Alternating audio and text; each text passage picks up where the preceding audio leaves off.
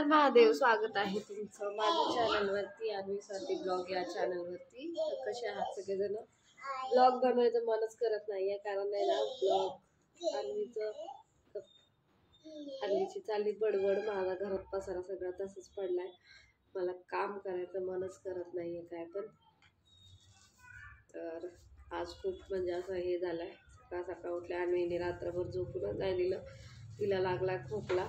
आता शाळेत पण नाही जाते ती, खोकला वगैरे लागलाय. तर आत्ता काढा करून पाजला तिला, ते काढा पण पिली नाही, काढा पिली ती पण उलटी केली.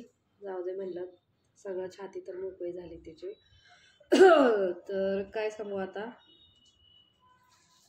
लय बेकार हाल चालू आहेत आमचे, लय डेंजर, लय म्हणजे लय डेंजर. काय तरी काय केलं तर सगळ्या गोष्टी मी लोकांना वाटतं चांगलं आहे चांगलं आहे, पण तसं काही नसतं. ज्याच्या त्याच्या घरातली हालत सगळ्या जगालाच माहिती असते, ज्या त्या व्यक्तीलाच माहिती असते.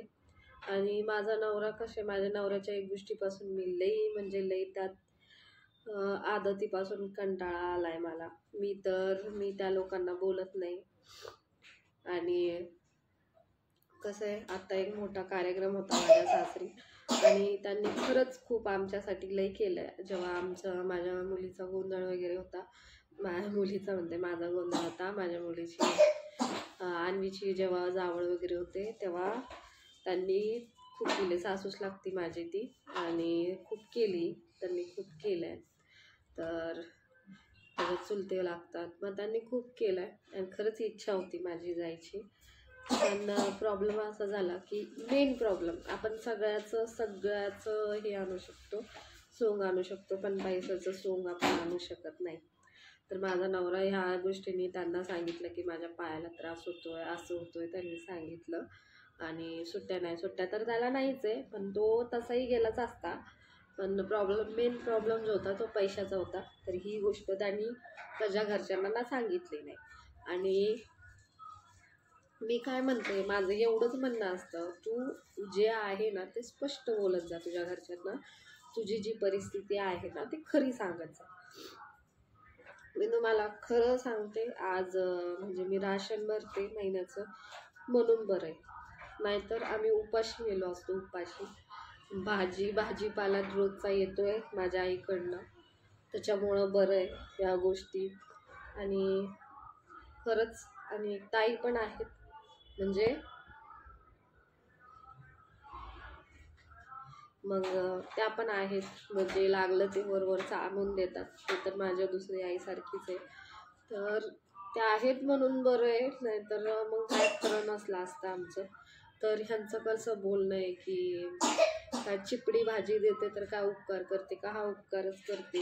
आम्हाला माहिती आहे आमची परिस्थिती कशी चालू आहे, कशी नाही चालू आहे, आणि ती कशामुळं चालू आहे हे पण. मग आता काय ते करून घेतलंय आयुष्यभर, त्याच गोष्टी काय माहितीच, थोडंफार तर सहन करावं लागतं, आणि करून घेतलंय तर ते निभावावं तर लागेल. आणि मी त्याच्यात साथ देते. आणि मी साथ देते कशी देते, भाजीपाला वगैरे आणते, कुठल्या गोष्टी जे नाही आहे ते ठीक आहे, जाऊ दे, जेव्हा झालं तेव्हा आणूत करूत, एवढं हे करायला लागले. पण माझ्या नवऱ्याचा प्रॉब्लेम हा आहे की जी परिस्थिती चालली आहे ना ती परिस्थिती सांगणार नाही घरच्यांना. आणि घरचे, तू एवढा कमवतो, तू काय करतो, तू असं करतो, इतकं मोठं बोलतो माझा नवरा, इतकं मोठं बोलतो की, पण जी खरी परिस्थिती आहे ना तू ती सांग, काय चाललंय घरी.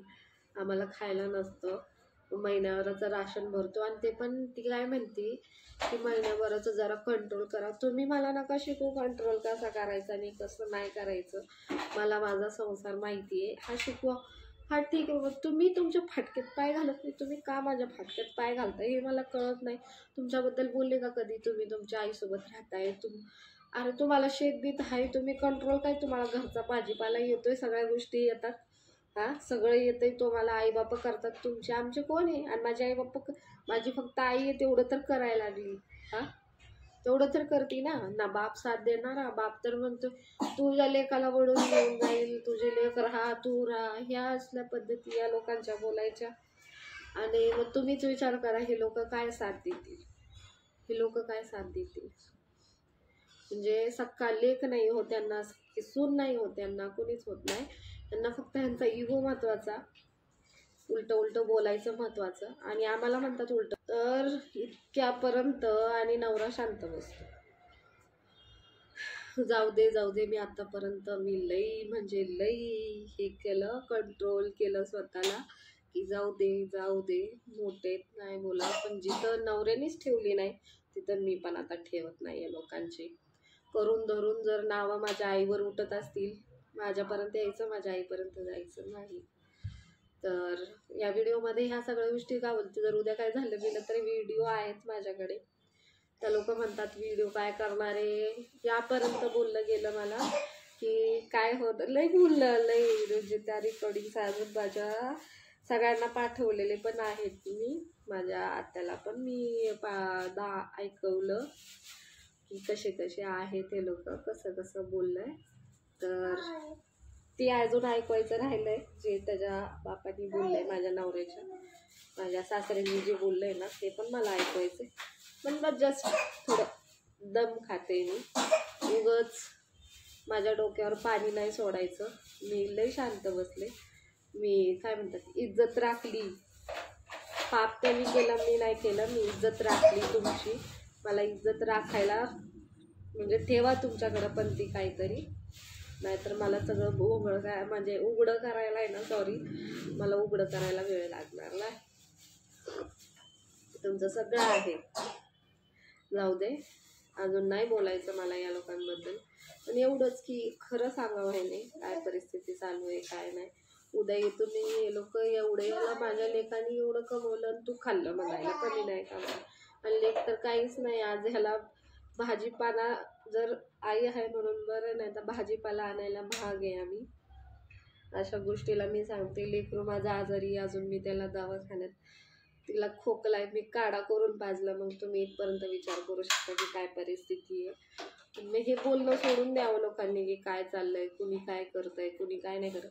जे करतंय ना त्याला करू द्या, तुम्ही नाही करत आहे ना मग शांत बसा.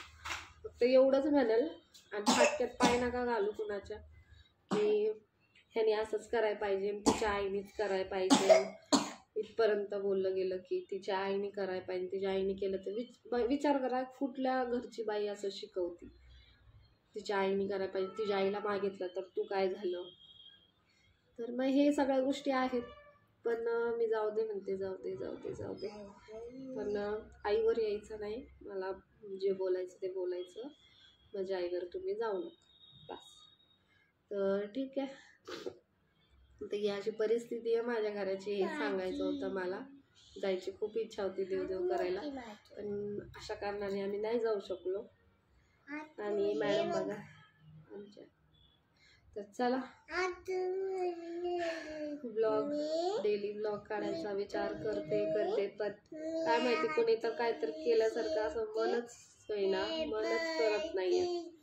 मन असं पूर्ण वेगळ्या दिशेकडे चाललंय, त्याच्यामुळं ब्लॉग येत नाही. बघावं लागेल, उपाय करावा लागेल त्याचा पण.